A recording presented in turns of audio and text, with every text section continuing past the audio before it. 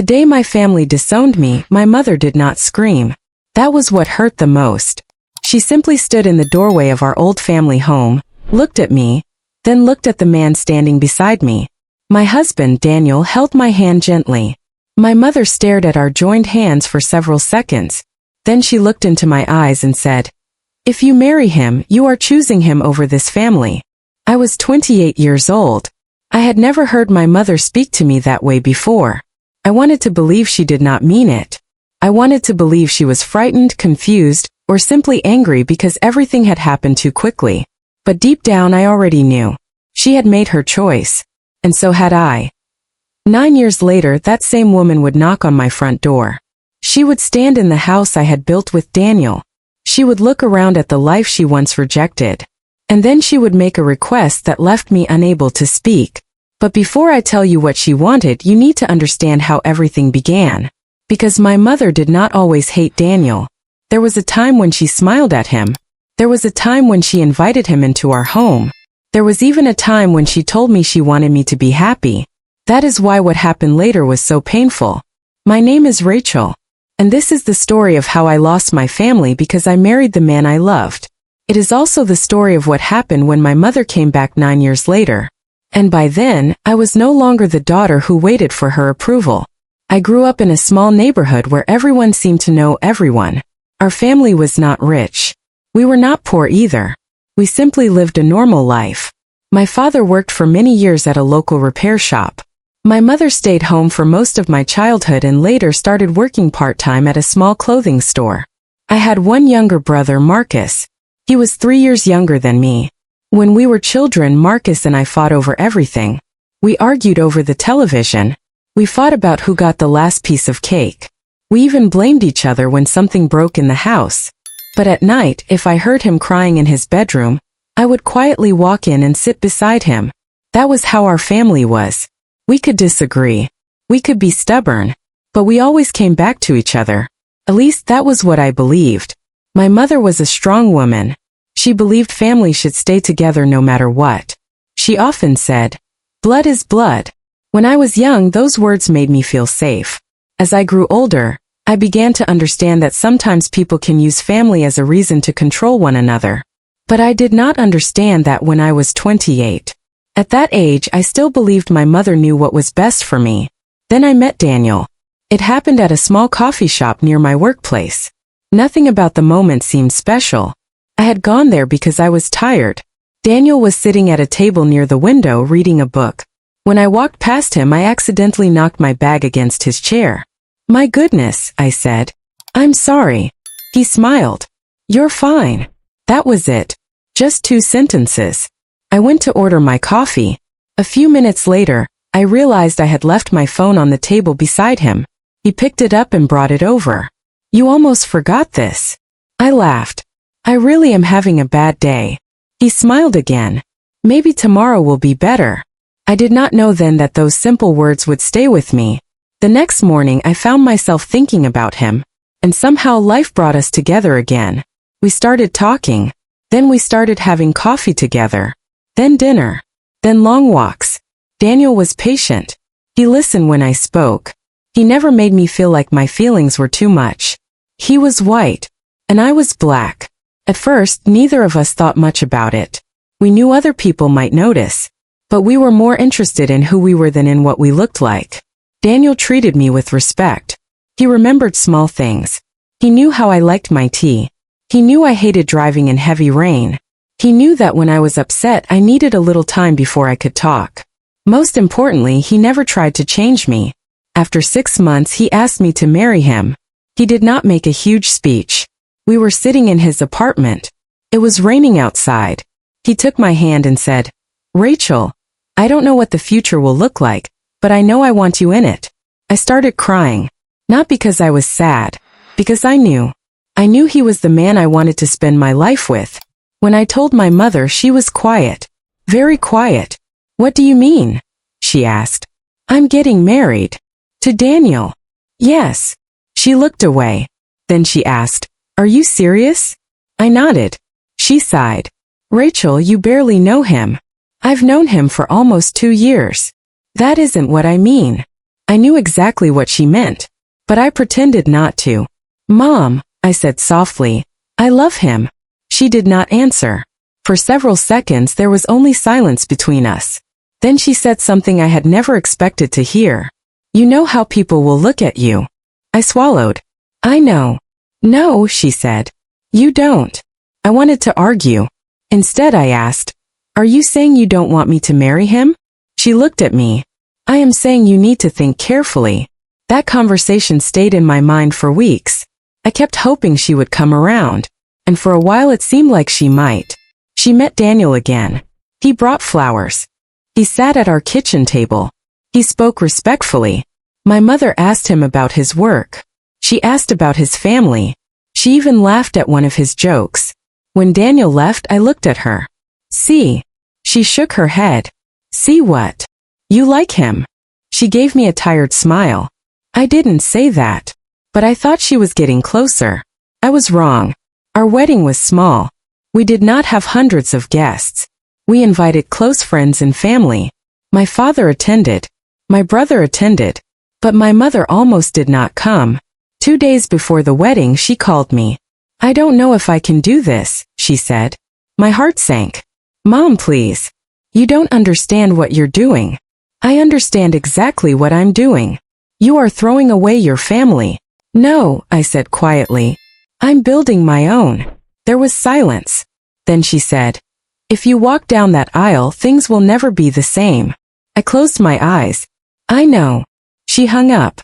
I spent the night crying. Daniel found me sitting on the floor beside our bed. He sat beside me. You don't have to marry me if this is hurting you, he said. I looked at him. Don't say that. I mean it. I know. You should never feel like you're choosing between me and your family. I leaned against his shoulder. But I am. He did not answer. He simply held me. The next morning my father called. Your mother will come, he said. I breathed out slowly. Are you sure? She is your mother. Those words gave me hope. The wedding day arrived. My mother came, but she did not smile. She sat quietly. She watched me walk toward Daniel. And when I looked at her, I saw something in her eyes that I could not understand. It was not only anger. It was fear. But fear can sometimes turn into cruelty when people refuse to face it. After the ceremony, my mother hugged me. Her arms were stiff. She whispered into my ear, you will regret this.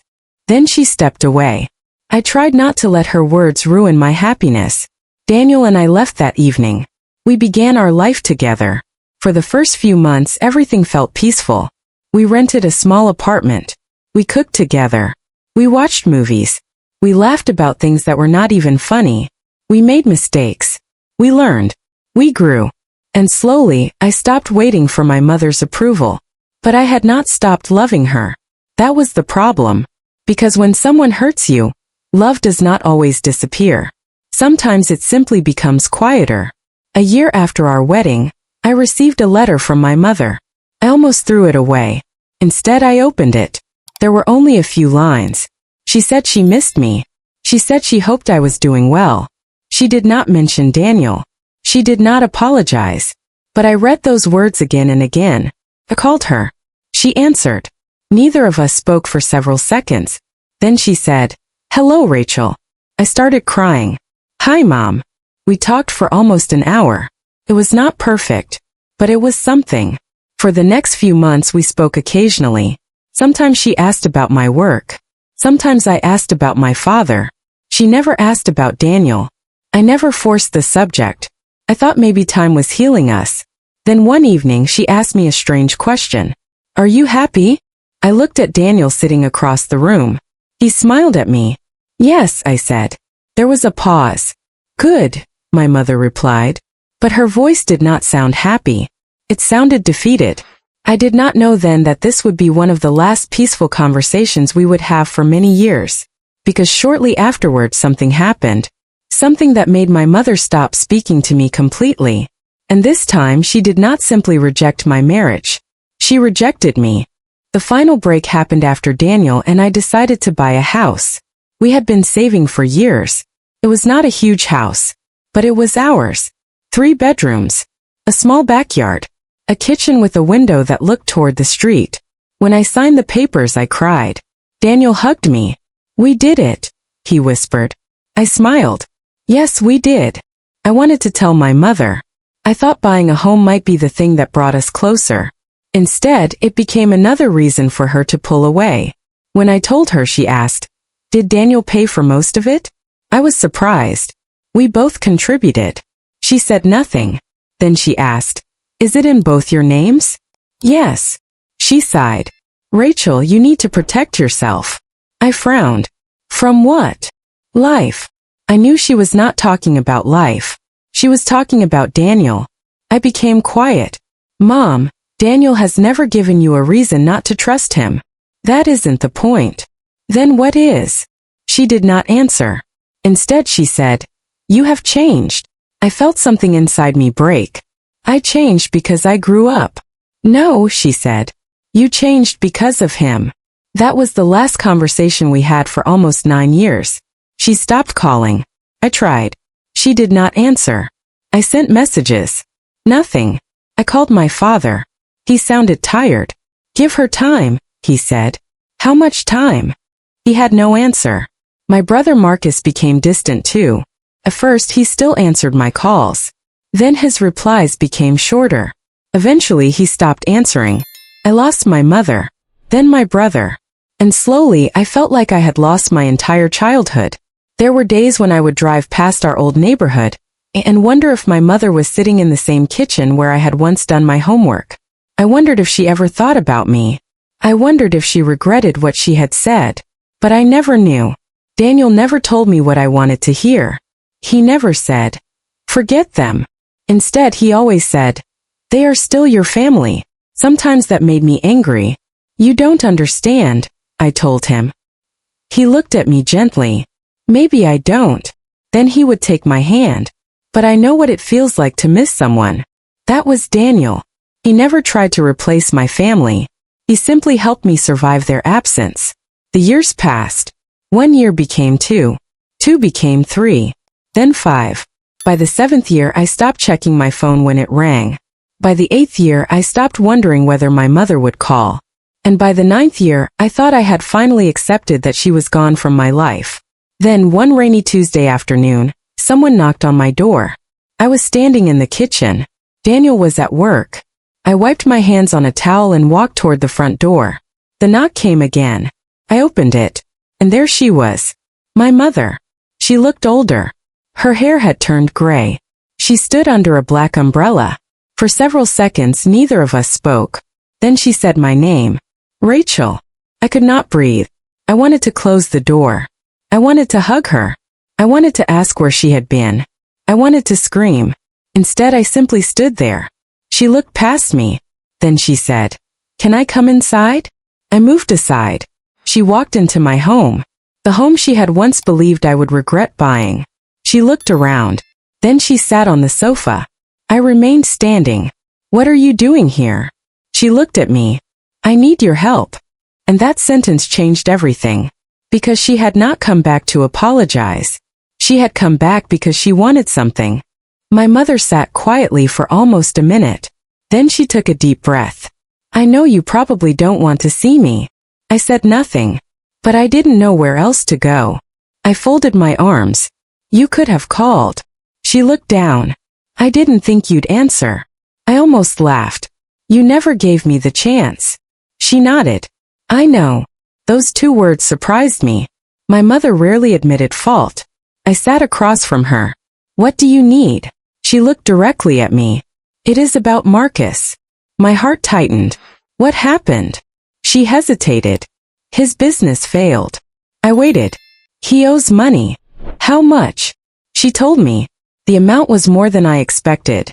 I stared at her. "And what do you want me to do?" She swallowed. "I want you to help him." I felt strangely calm. "Why me?" "Because you can." I looked at her. She continued. "You and Daniel have a good life." I did not respond. "You have a house." I looked toward the window. My mother leaned forward. "Rachel, your brother is in trouble." "I understand. He could lose everything." I closed my eyes. I had spent 9 years learning how to live without my family. Now my mother had returned asking me to rescue the same family that had abandoned me. I asked quietly, "Does Marcus know you're here?" She looked away. "Yes." "Did he ask you to come?" Another pause. "No. I knew there was more." "What aren't you telling me?" She became silent. Finally, she said, "He wants to sell the family house." My heart stopped. "Our house?" She nodded. "The house Dad left?" "Yes." I stared at her. That house held my entire childhood. My first bedroom. My mother's kitchen. The hallway where my father used to hang his coat. The backyard where Marcus and I played. And now they were talking about selling it.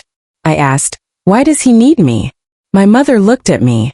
"Because the house has a problem." "What problem?" She hesitated. "Your father left something behind." I felt confused. "What?" She shook her head. "I don't know how to explain it." Then she reached into her bag. She pulled out an envelope and placed it on the table. "This was found among your father's papers." My hands trembled. I looked at the envelope. My father's handwriting was on the front. My name was written there. "Rachel." I stared at it. My mother whispered, "He wanted you to have it." I could not move. For 9 years I had believed my father had left peacefully, with everything understood between us. But now I was holding a letter he had written to me. A letter I had never seen. I opened it. The first line made my heart break. "My dear Rachel, if you are reading this, something happened that I hoped would never happen." I stopped. My eyes filled with tears. Daniel's voice came from the doorway. "Rachel." I looked up. He had come home early. He saw the letter in my hand. He walked toward me. "What's wrong?" I could not answer. I handed him the letter. He read the first few lines. Then he looked at me. "This is from your father?" I nodded. My mother sat silently. And for the first time in 9 years, the three of us were sitting in the same room. But we were not the family we had once been. We were 3 people surrounded by everything that had been left unsaid. My father's letter explained more than I expected. He had known about the conflict between my mother and me. He had tried to speak to her. He had told her that I was still his daughter.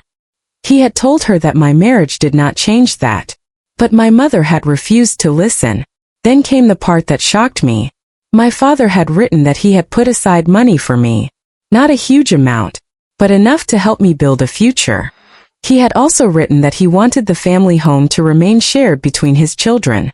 My mother had never told me. Marcus had never told me.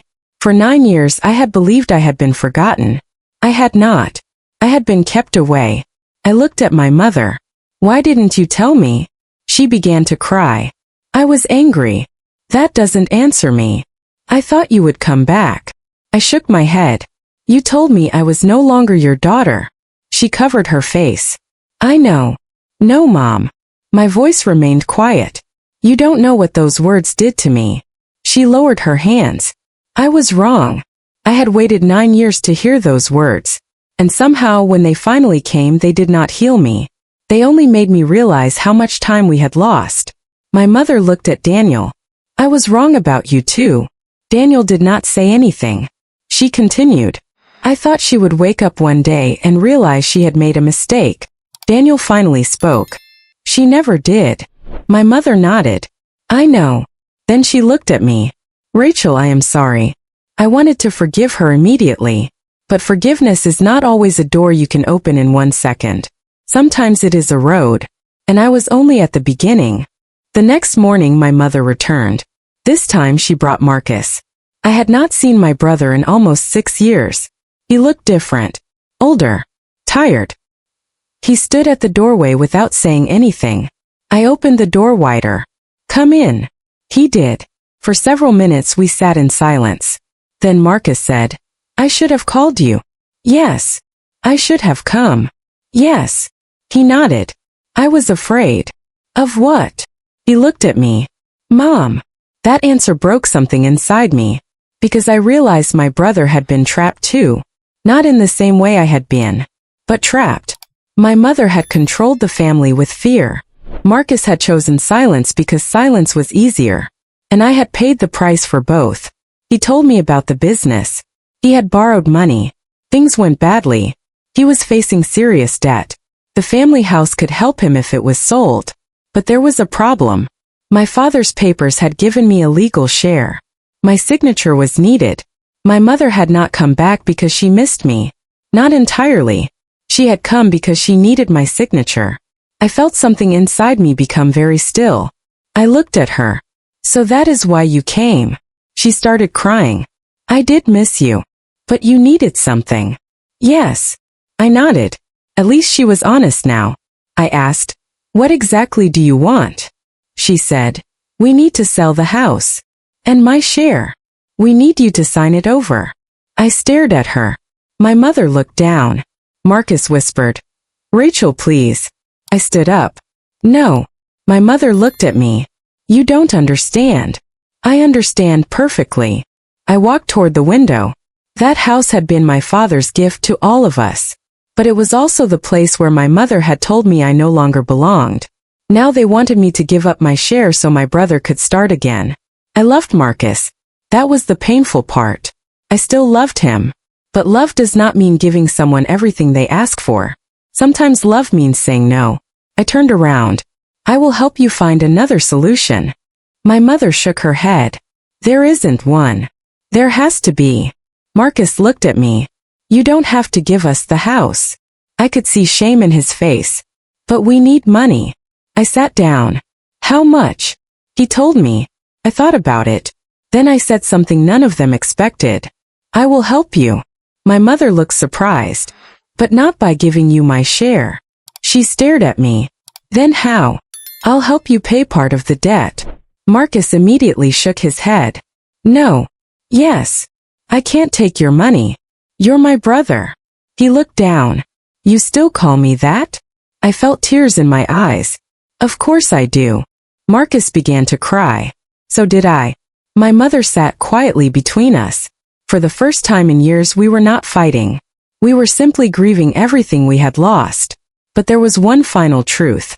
My mother had not told me everything. I discovered it a few days later. Daniel and I were reviewing the old documents. We found another paper. It showed that my father had created a separate savings account for me. My mother had known about it. She had never told me. I confronted her. Why? She cried. I was afraid. Afraid of what? That you would take your share and leave us. I stared at her. I had already left because you pushed me away. She lowered her head. I know. That was the moment I finally understood. My mother had spent years believing she was protecting our family. But she had been protecting her own idea of what the family should be. She wanted control. She wanted things to remain the way they had always been. And when I chose a life she did not approve of, she saw my happiness as betrayal. It took her 9 years to realize that she had not lost me because I married Daniel. She had lost me because she refused to accept me. I did help Marcus. Not with everything. Not without limits. But enough to give him a chance. He sold some things. He changed his business plan. He worked. He paid me back slowly. And he never forgot it. My mother also began to change. Not overnight. There were still difficult conversations. There were still moments when old pain returned. But she stopped making demands. She started asking.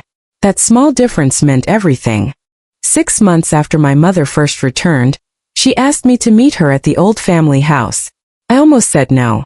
But I went. The house looked smaller than I remembered. The walls needed paint. The garden had become overgrown. But when I stepped inside, I remembered being a little girl again. I saw my father's chair. I remembered my mother's cooking. I remembered Marcus running through the hallway.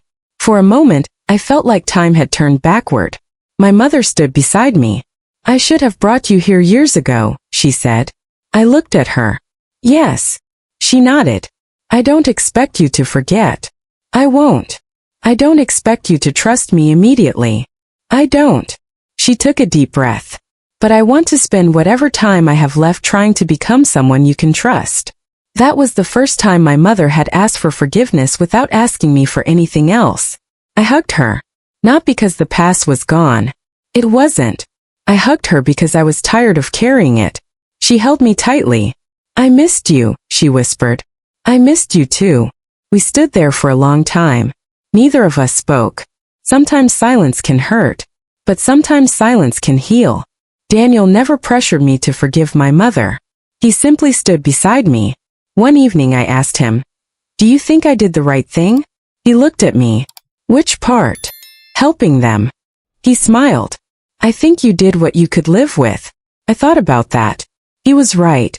I did not help because my mother deserved everything she wanted. I helped because I did not want my mother's mistakes to turn me into someone I did not recognize. There is a difference between forgiveness and forgetting. I did not forget. I remembered every word, every silent phone call, every holiday spent without them, every birthday when I wondered whether my mother thought about me. But I stopped allowing those memories to control my future. My relationship with my mother became different. It was not perfect. It did not return to the way it was when I was a child. And perhaps that was a good thing, because this time we were learning to know each other as two adults. She learned about Daniel. She learned about our life. She saw how happy we were. And eventually she apologized to him. "I was wrong about you," she said. Daniel smiled. "I know." My mother laughed softly. It was the first time I had heard her laugh around him. And somehow that small moment felt bigger than any apology. Years later, I asked my mother why she had really hated the idea of me marrying Daniel. She sat quietly for a while. Then she said, "I was afraid you would suffer." I nodded. She continued, "But underneath that fear was something I didn't want to admit." "What?" She looked at me. I cared too much about what other people thought. I stayed silent. She said, "I thought if I accepted your marriage, people would say I had allowed my daughter to forget where she came from." My heart hurt. "You should have trusted me." "I know." "You should have trusted Dad." "I know." "You should have trusted Daniel." "I know." She reached for my hand. I was wrong. This time those words felt different, because she was not saying them to get something from me. She was saying them because she finally understood. I squeezed her hand. "I forgive you." She started crying. "So you really do?" "Yes." "But you won't forget?" "No." She nodded. "Maybe that's okay."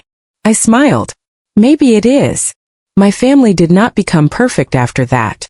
Families rarely do. There were still disagreements. There were still uncomfortable moments. But there was something new.